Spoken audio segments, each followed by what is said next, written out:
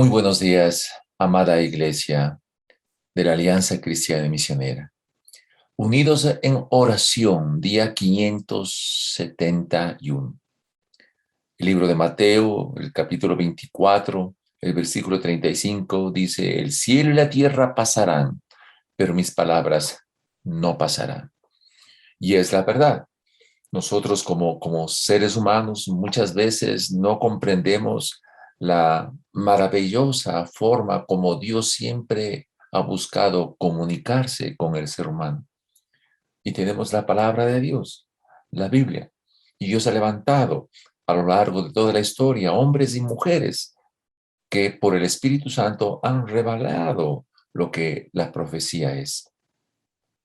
Y este día especial vamos a hablar sobre una de las profecías más impactantes que tiene la Escritura respecto a la oración de Daniel 9 y la profecía de las 70 semanas.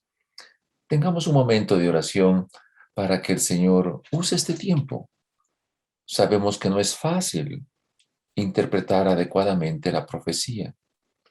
Solamente ruego al Espíritu Santo que haga la tarea que yo no lo puedo hacer.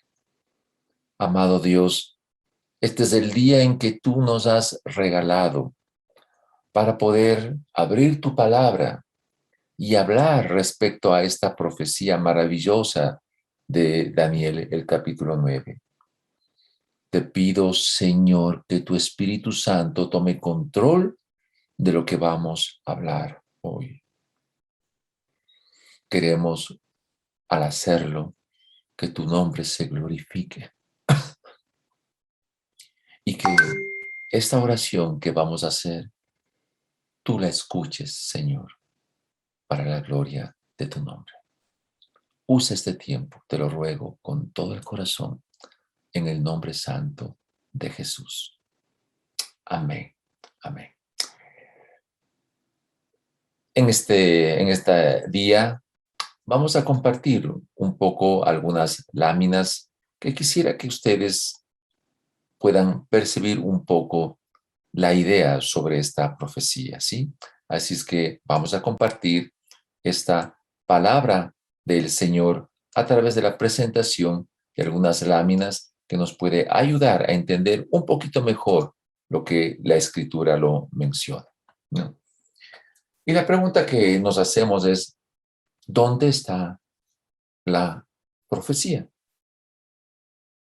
¿En qué parte del tiempo estamos nosotros? Pero más allá de eso, ¿cuál es el objeto de la profecía? Tres puntos importantes para entender el objetivo de la profecía. El primero es mostrar la veracidad de Dios. Permítame recorrer un poco la historia, iniciando desde el huerto del Edén, en Génesis, el capítulo 3, el versículo 15, donde Dios lanza la primera profecía que tiene que ver con la salvación y redención del ser humano a través del Señor Jesucristo. A partir de esa fecha, cada vez la Biblia ha expuesto lo que va a suceder. La profecía siempre señala dos aspectos. La primera, el tiempo que va a ocurrir. Y dos, el evento que va a ocurrir. No siempre la profecía habla de las dos cosas a la vez, pero hoy vamos a hacer una combinación de todo esto. A lo largo de los años se ha ido cumpliendo las profecías, no solamente respecto, por decir, del Señor Jesucristo, sino respecto a otras naciones que la historia registra. Por lo tanto, si las profecías se han cumplido, hay un proceso determinístico que muestra la veracidad de Dios. Hasta el Señor Jesucristo se han cumplido más de 300 profecías. Por lo tanto, todos los años anteriores que se han ido cumpliendo casi matemáticamente, podríamos nosotros en este tiempo y el privilegio que estamos viviendo en este tiempo, 2000 años después de Cristo, todas las profecías se constituyen en algo ya determinado. Y si se han cumplido las profecías a lo largo de los años en la historia, podemos garantizar que las profecías que la Biblia especifica y que no se han cumplido todavía, se van a cumplir en el tiempo que el Señor así lo ha revelado. Todo esto para mostrar que Dios es veraz. Y cada uno de nosotros como creyentes tenemos que entender este punto. El segundo aspecto de la profecía tiene que ver con el concepto del propósito. ¿Cómo ha profetizado Dios? Dios muestra en su palabra que Él no va a hacer nada sin primero revelar a sus siervos los profetas. Y Dios levanta, como ha levantado a hombres y mujeres para hablarles de las cosas que están por suceder. Eso implica que el propósito de la profecía también tiene que ver con el propósito de la vida. Dios es maravilloso en esta área. Ha expresado a través de su palabra que la vida del ser humano bajo el cielo debe tener un propósito.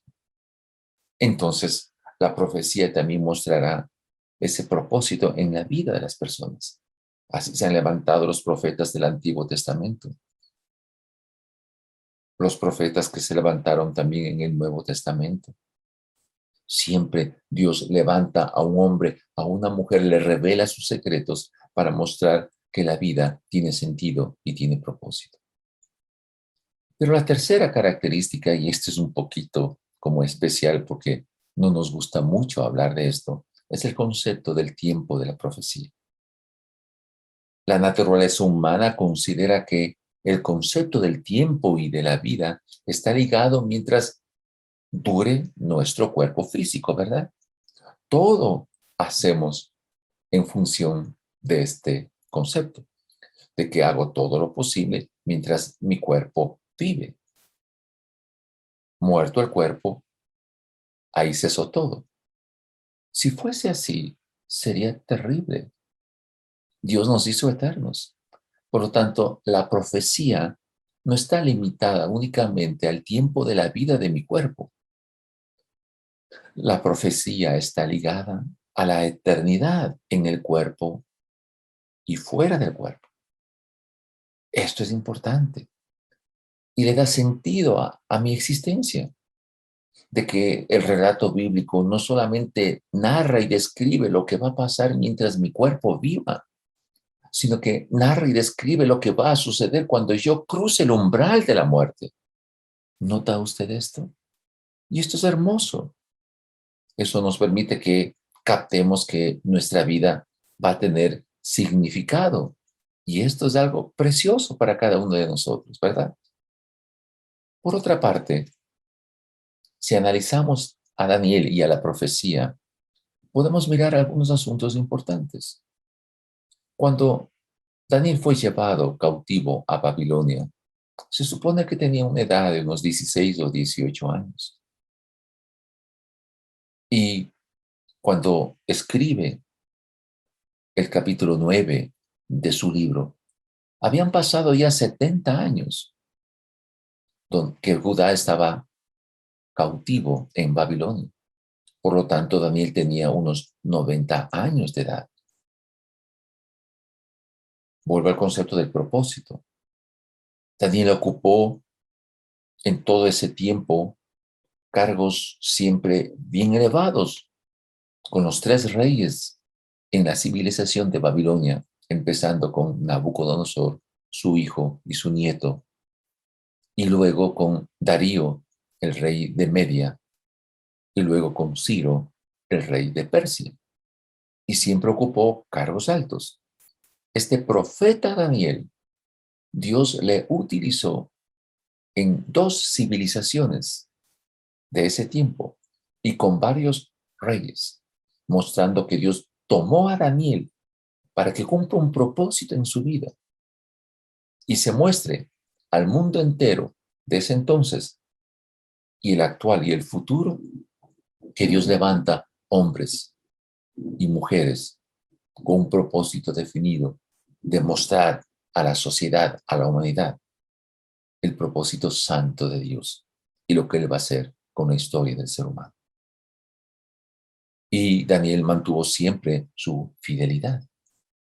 Y esto puede también suceder en este tiempo, porque nosotros podemos ser usados por Dios para en el tiempo en que nosotros estamos viviendo, Dios nos utilice como herramientas formidables. Recordemos un principio elemental. Para nosotros, el pasado ya no existe, sucedió y solo lo recordamos. El presente lo estamos viviendo.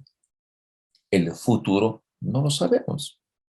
Para Dios, para Dios, el pasado, el presente y el futuro está a la vez.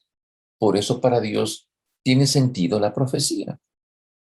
Y para Dios, el futuro, que es para nosotros, para Dios es la historia del futuro. La historia del futuro. Frente a estos puntos, empecemos a analizar algunos aspectos que anhelo por el Espíritu Santo que sea de impacto para nosotros.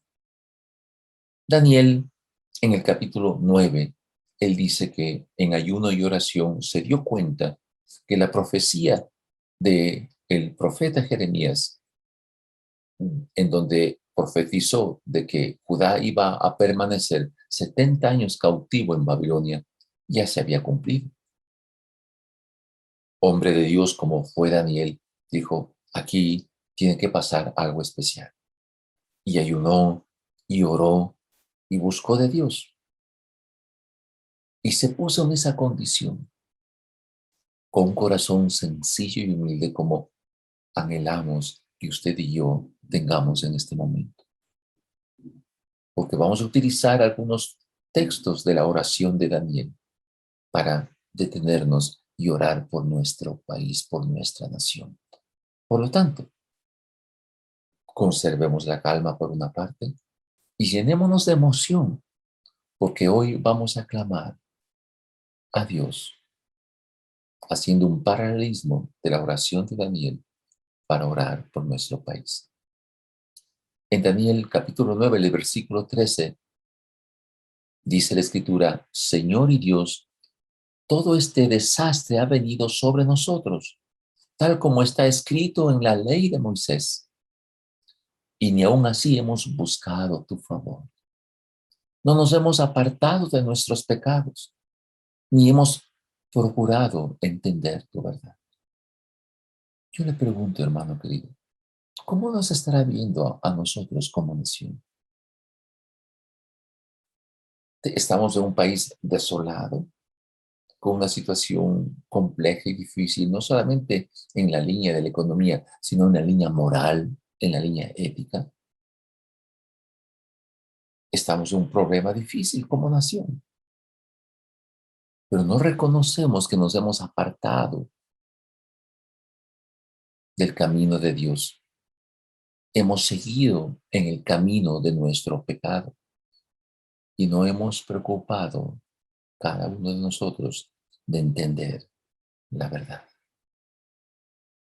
Frente a esto, yo presento este desafío, amada Iglesia de la Alianza Cristiana y Misionera, donde usted se encuentre en este momento. Detengamos un poco el tiempo. Oremos por nuestra nación. Oremos por nuestro país. Hagamos algo especial para que cada uno de nosotros capture la necesidad que tenemos como país en este momento. Daniel 9, del 17 al 19, dice así la Escritura. Ahora Dios y Señor nuestro, escucha las oraciones y súplicas de este siervo tuyo. Haz honor a tu nombre y mira con amor a tu santuario que ha quedado desolado. Préstanos oído. Dios nuestro, abre los ojos, mira nuestra desolación y la ciudad sobre la cual se invoca tu nombre. Al hacerte estas peticiones, no apelamos a nuestra rectitud, sino a tu misericordia. Señor, escúchanos. Señor, perdónanos. Señor, atiéndenos y actúa. Dios mío, haz honor a tu nombre y no tardes más. Tu nombre se invoca sobre tu ciudad y sobre tu pueblo. Frente a esto, yo les ruego, amigos queridos, iglesia querida, es tiempo ahora de convocarnos a oración para que el Señor escuche las peticiones que tenemos. ¿Sí? Vamos a orar, ¿sí? Vamos a orar por nuestro país, por nuestra nación. Señor, hay una realidad que cada uno de nosotros conoce y percibe. Y es que te, ro te rogamos como Iglesia de la Alianza Cristiana y Misionera que escuches nuestras oraciones, que escuches nuestras súplicas. La Iglesia Alianza es un grupo de hombres y de mujeres siervos tuyos. Haz honor a tu nombre. Mira con amor las ciudades de nuestro país. Mira con amor la nación ecuatoriana que se ha quebrado, que está desolada por el pecado nuestro. Presta atención, oh Dios soberano, nuestra realidad que vivimos como país. Al hacerte estas peticiones, al invocar tu nombre, ¿qué es lo que hacemos? No apelamos a nuestra justicia, porque somos conscientes de que nuestra justicia son trapos de inmundicia, sino que apelamos a tu misericordia. Escúchanos, escúchanos, Señor. Perdona el pecado de nuestros ancestros. Perdona el pecado de nuestros gobernantes. Perdona el pecado de nuestros padres. Perdona el pecado de la Iglesia Evangélica Ecuatoriana. Perdona mi pecado, oh Jesús. Nos quebrantamos, percibimos el dolor de tu corazón por las ofensas que te hemos hecho y por esa razón nuestra nación está desolada. Pero atiéndenos, Señor, atiéndenos, te lo ruego con todo el corazón, atiéndenos, haz honor a tu nombre, haz honor a tu nombre, oh Jehová de los ejércitos. No tardes más, mira la realidad nuestra. Por eso con temor, Señor, te pedimos, rompe la estructura de pecado de nuestras autoridades. Desbarata, oh Jehová, el crimen organizado del Ecuador. Desbarátalo en el nombre de Jesús, el crimen organizado de nuestra nación. Desbarata, confunde a los líderes del narcotráfico. Destrúyelos, Señor, en el nombre de Jesús. Pero también, Señor, oramos por los países cuyas noticias vienen a nosotros y nos alarman. También en los países como Guatemala y México, el crimen organizado está comandando sus territorios. Une a la Iglesia mundial, Señor, para que se destruyan esas estructuras de pecado. Oramos también por los misioneros que están ubicados en las diferentes partes del mundo. Protégelos, Señor. No permitas que se sigan infectando algunos de este virus, de esta pandemia. Ayúdanos como iglesias también, Señor. Que seamos conscientes cada miembro de nosotros del rol que tenemos que hacer en el lugar donde tú nos has puesto. Señor, danos conciencia a cada miembro de la iglesia de la alianza de que somos columna y fundamento de la verdad en el lugar donde tú nos has puesto. Ayúdanos, oh Dios, que nuestras iglesias puedan desarrollar su economía saludable, que haya diezmos y ofrendas para que se extienda el evangelio. Señor, te lo ruego por el presidente de la República, el señor Guillermo Lasso, en el nombre de Jesús, cúbrelo. Se ha quitado alrededor de él toda influencia demoníaca en el nombre de Jesús. Se ha quitado alrededor de él toda influencia negativa en el nombre de Jesús. Utiliza, Señor, al señor presidente para que haga lo que es correcto y desarrolle progreso en nuestro país. Señor, la delincuencia en nuestro país es terrible y somos conscientes de ello. Te pedimos por amor a tu nombre. Libera, Señor. Libera, te lo ruego con todo el corazón. Libera, quita la violencia de nuestras ciudades. En el nombre santo de Jesús, te rogamos, Señor. Somos conscientes de esta necesidad. Ayúdanos, oh Jehová de los ejércitos. Santo es tu nombre. Amén. Amén. Vamos ahora a analizar la profecía de las 70 semanas.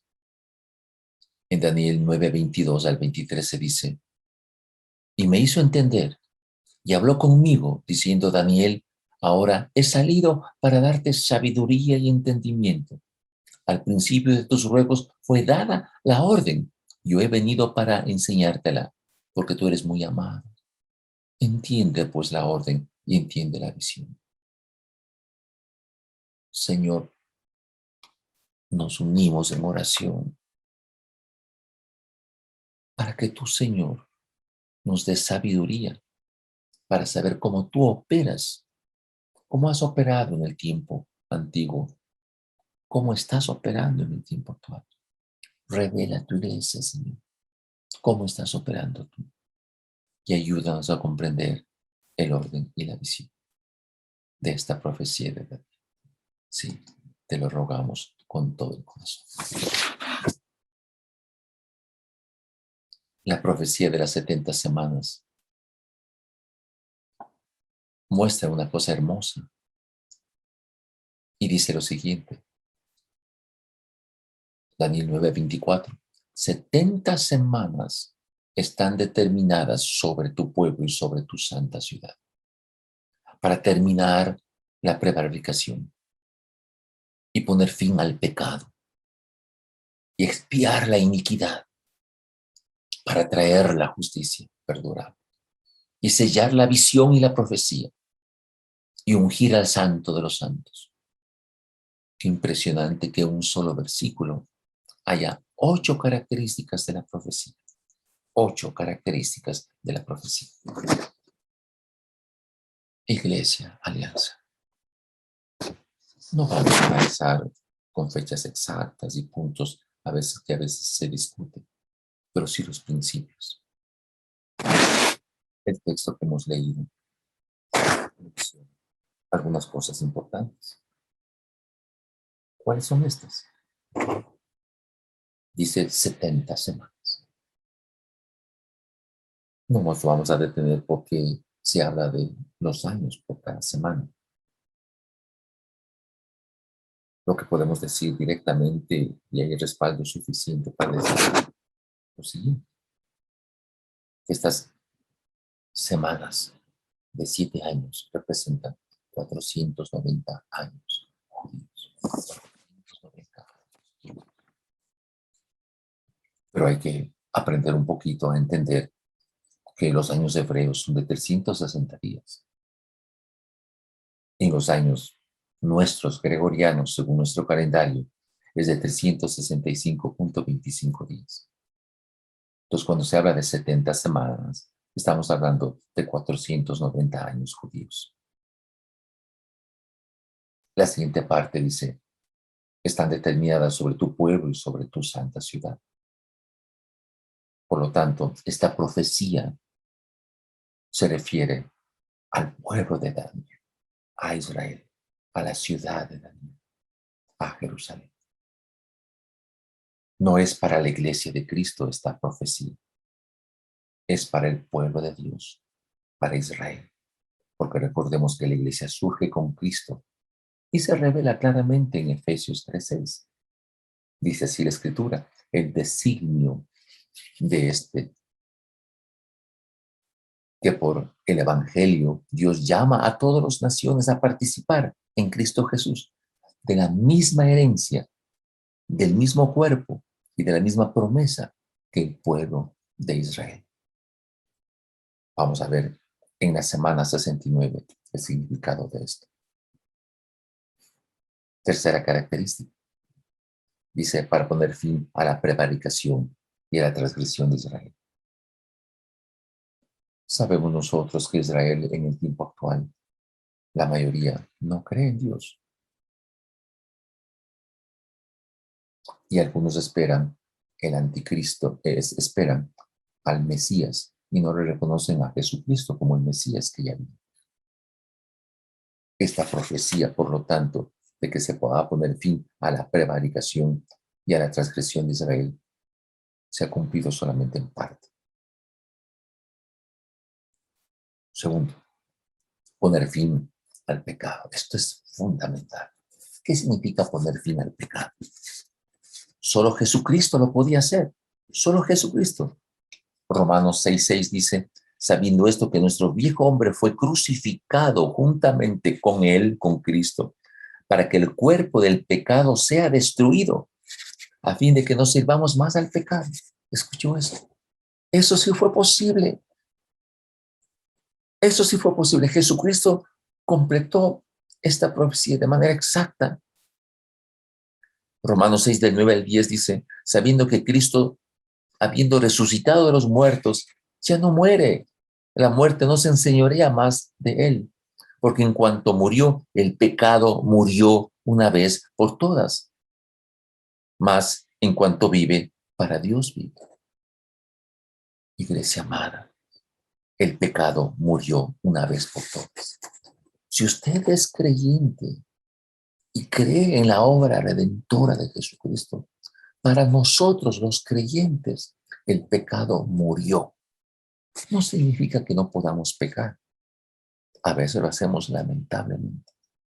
Pero el pecado ya no puede enseñorearse en nosotros. Ya no somos nosotros esclavos del pecado. Ya podemos decir no al pecado. Podemos decir no al pecado. ¿Escuchó eso? Esto es hermoso. Por lo tanto, esta profecía se cumplió exactamente. Esta profecía se cumplió exactamente. Hay una cosa importante también que decir. Dice el texto de expiar la iniquidad. Quinta característica. Solo un vicario podía hacerlo eso. ¿El cual es Jesucristo?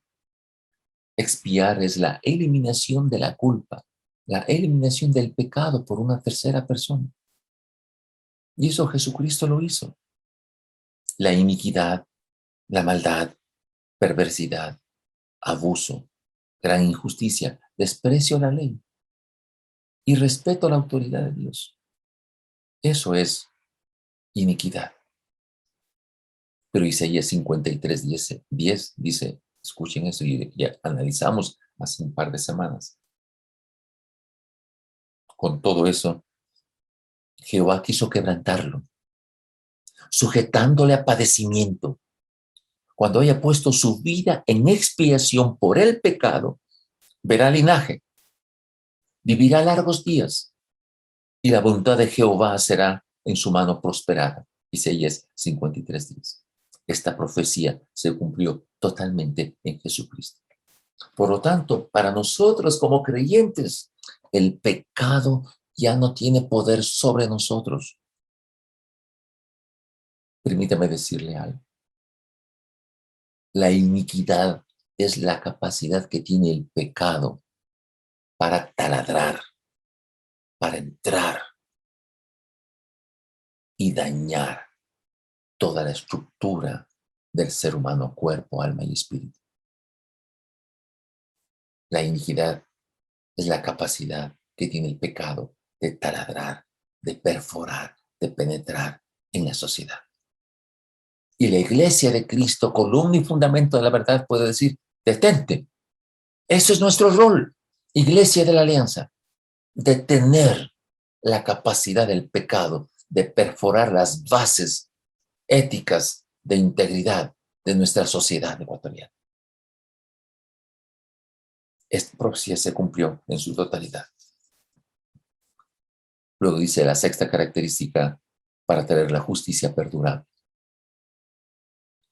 Solo en el reinado de Cristo la justicia será perdurable. Por lo tanto, esta profecía no se ha cumplido. Está por cumplirse, como sabemos. Dice Daniel 7:14. Y le fue dado dominio, gloria y reino para que todos los pueblos y naciones y lenguas le sirvieran. Su dominio es dominio eterno, que nunca pasará, y su reino uno que no será destruido. Daniel 7:18 dice, después recibirán el reino los santos del Altísimo y poseerán el reino hasta el siglo, eternamente y para siempre. Esto está por cumplirse. Apocalipsis 24 dice, y vi tronos y se sentaron sobre ellos los que recibieron facultad de juzgar, y vi las almas de los decapitados por causa del testimonio de Jesús y por la palabra de Dios, los que no habían adorado a la bestia ni a su imagen, que no recibieron la marca en sus frentes ni en sus manos, y vivieron y reinaron con Cristo 1000 años. Apocalipsis 24. Esta profecía se cumplirá en el reinado milenial del Mesías. La otra parte, y sellar la visión y la profecía. Apocalipsis 21:5 dice, vi un cielo nuevo y una tierra nueva, porque el primer cielo y la primera tierra pasaron, y el mar ya no existe más. Y yo, Juan, vi la santa ciudad, la nueva Jerusalén, descender del cielo de Dios, dispuesta como una esposa ataviada para su marido. Apocalipsis 21, del 1 al 2. Y el que está sentado en el trono dijo, he aquí yo hago nuevas todas las cosas. Y me dijo, escribe, porque estas palabras son fieles y verdaderas. Apocalipsis 21:5. Esta profecía se cumplirá al final del milenio del gobierno del Señor Jesucristo. Y la última parte de este versículo 24, y ungir al santo de los santos. Ungir al santo de los santos, dice en la versión Reina Valera, y en la versión NBI dice, consagren el lugar santísimo. Dice así la Escritura. Nosotros podemos entonces hacer el siguiente análisis. La unción aquí se refiere y está ligado al ungido. La unción está ligada al ungido, y el cual es Cristo, y al lugar celestial, y al lugar santísimo celestial, que tendrá lugar al inicio del milenio en el gobierno de Cristo, cuando Israel reconozca a Jesucristo como el Mesías, de la misma manera que todo el mundo. Miren lo que dice Hebreos 8, del 1 al 2.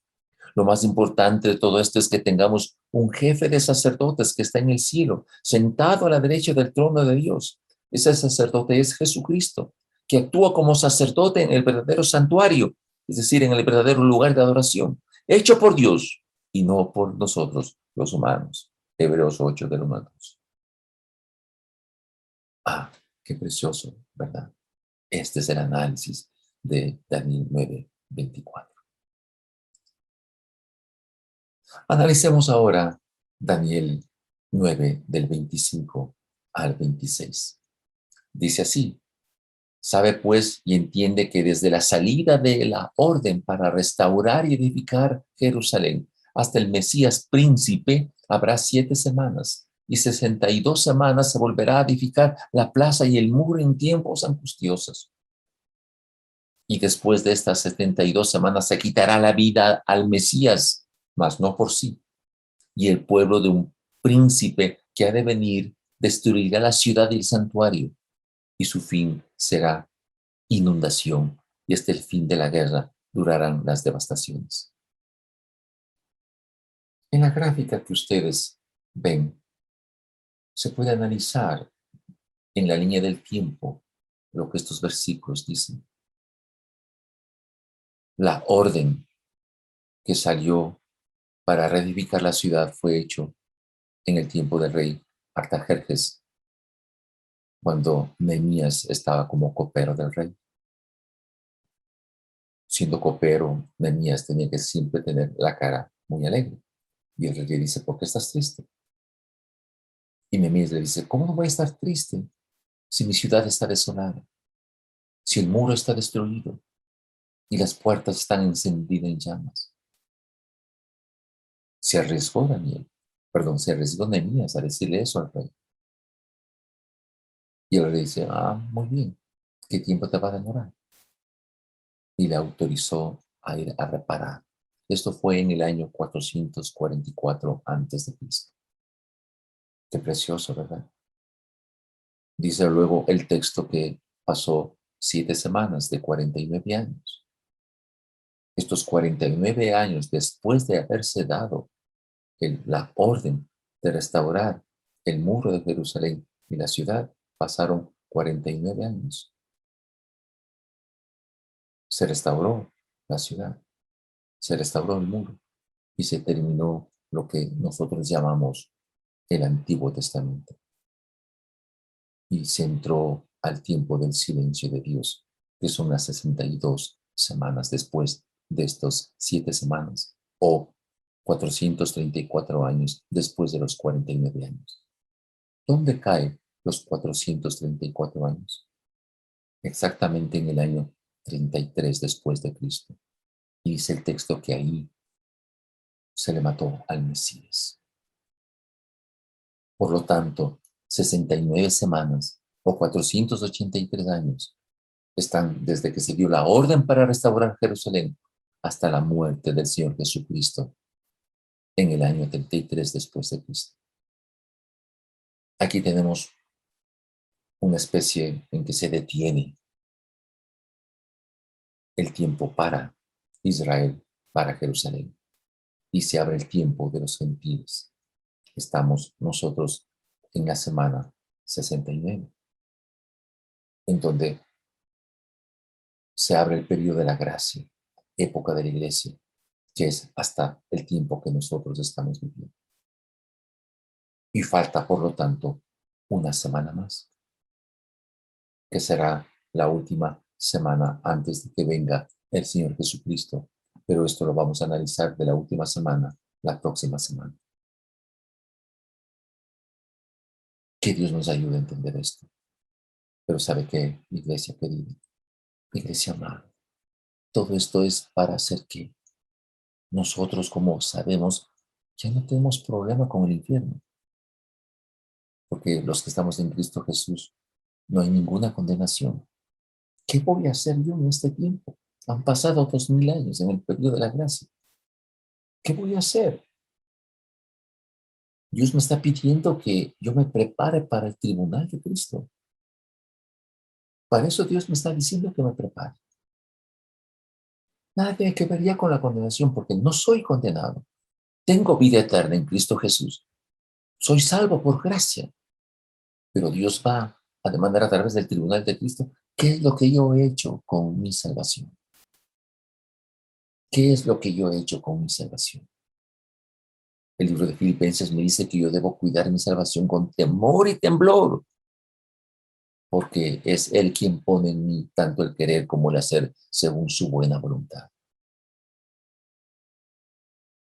La Biblia me dice de manera muy directa que la base de mi fe es Jesucristo.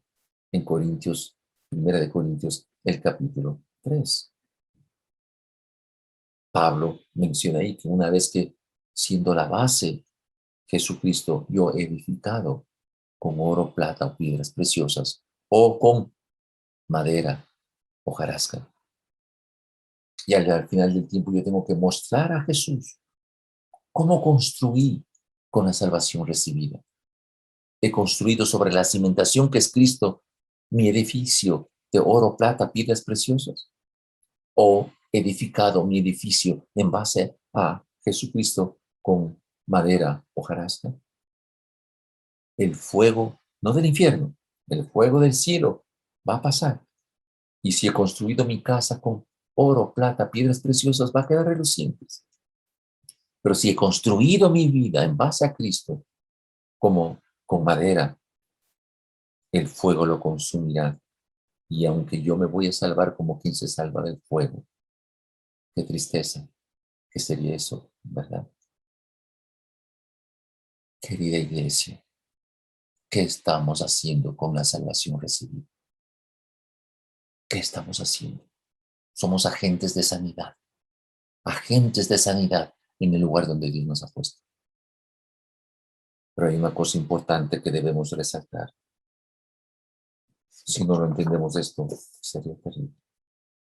Permítame enfatizar en el versículo 26 del capítulo 9, donde dice, y el pueblo de un príncipe que ha de venir destruirá la ciudad y el santuario, y su fin será con inundación, y hasta el fin de la guerra durarán las devastaciones. Este es un versículo terrible. ¿Qué quiso decir el ángel Gabriel a Daniel?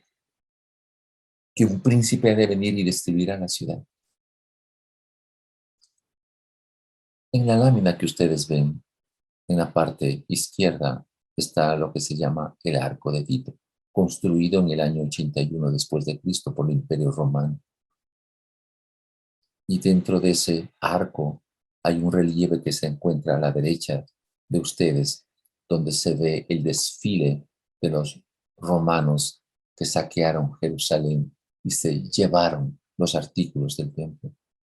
Y ustedes saben que Jesús profetizó en el capítulo 24 que iba a ser destruido el templo de Jerusalén. Y así sucedió en el año 70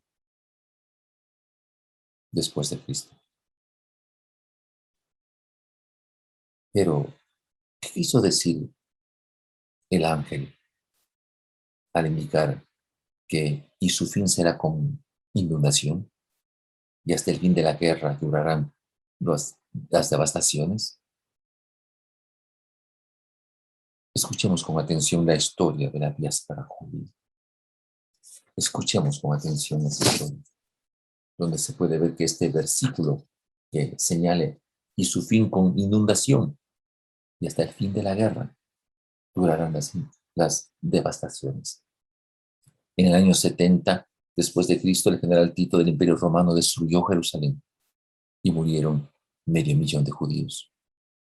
En el año 132 al 135 después de Cristo, hubo una rebelión motivada por Bar Kokhba. Los romanos comenzaron las ejecuciones totales en masa. Dice la historia que le sacaban la piel a estos líderes y les ponían sal. Y este líder, antes de morir, dijo, Jehová, nuestro Dios, Jehová uno es, y murió. Los romanos eran sanguinarios. A las mujeres embarazadas les sacaban sus bebés, les cortaban las manos, les ponían gatos en su vientre y les cosían y así les dejaban morir desangradas.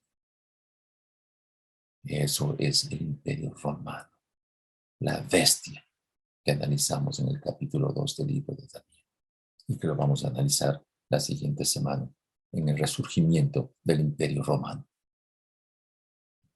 A partir del siglo IV se prohíben a los judíos la construcción de nuevos templos y los que estaban en pie fueron quemados. En el siglo V se dictan leyes que se prohíben a los judíos tener tierras, sirvientes y aparecer públicamente en las fiestas de Pascua. No pueden acceder a ningún cargo público o tener autoridad sobre cristianos. En el siglo VIII la situación sigue agravándose y los judíos no pueden tener casi contacto con los cristianos. Hacia el siglo XI, en 1012, cuando los musulmanes atacaron el Santo Sepulcro de Jerusalén, comienza el ataque sistemático en Francia y todo judío fue acusado de que ellos eran responsables.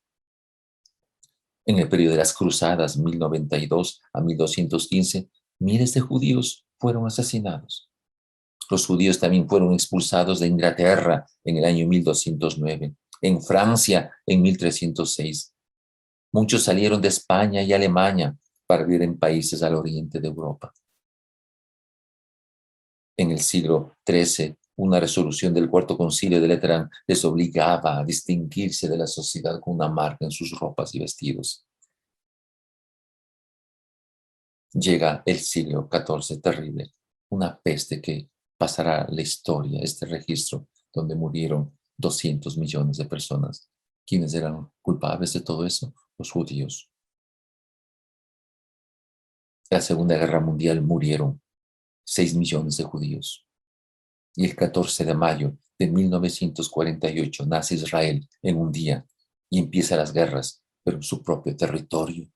Y ahí empieza a verse cómo se cumplió de manera exacta y se está cumpliendo lo que dice el texto. Y su fin para Israel será como inundación y hasta el fin de la guerra durarán las devastaciones.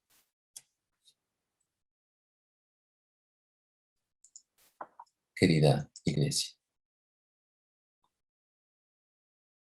la semana 70 la vamos a analizar en la próxima semana. Quisiera solamente terminar con esto.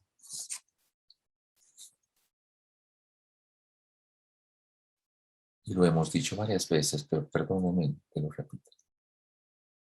La iglesia es columna y fundamento de la verdad y somos agentes de sanidad. Nosotros, como creyentes, en la época de la gracia que estamos, tenemos la capacidad de decir no al pecado, de parar la perversión y la iniquidad, de evitar que se siga perforando a la sociedad cuando penetra la iniquidad. Somos agentes de sanidad. Tenemos la capacidad de consolar a otros con la misma consolación con que fuimos consolados. Somos instrumentos del Dios Altísimo. ¿Nos debe asustar lo que está por venir? No, pero sí debemos tomar en cuenta para ser eficientes, para ser efectivos, al cuidar nuestra salvación con temor y temblor. Esto debemos hacer. Iglesia de la Alianza, unámonos, unámonos. Dios ha permitido que en la próxima semana, en Guayaquil y en la iglesia del pastor David, nuestro presidente, en Milagro, se haga por primera vez en la historia una reunión de la alianza a nivel mundial. Tenemos que estar ahí, orando y percibiendo por qué razón Dios nos permite esto. La iglesia de Cristo es el muro que contiene la desolación, donde usted y yo somos muro de contención, columna muro de bronce, ciudad fortificada, que detenemos el desastre. ¿Dónde? Donde cada uno estamos, en el lugar donde Dios nos ha puesto. Eso es nuestra responsabilidad. Hemos orado por el país y por los temas de oración de esta semana. Querida iglesia, unámonos para impactar a la nación con el mensaje de Jesucristo.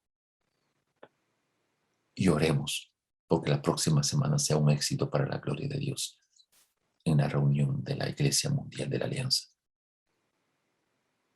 Dios les bendiga, hermanos. Dios les bendiga.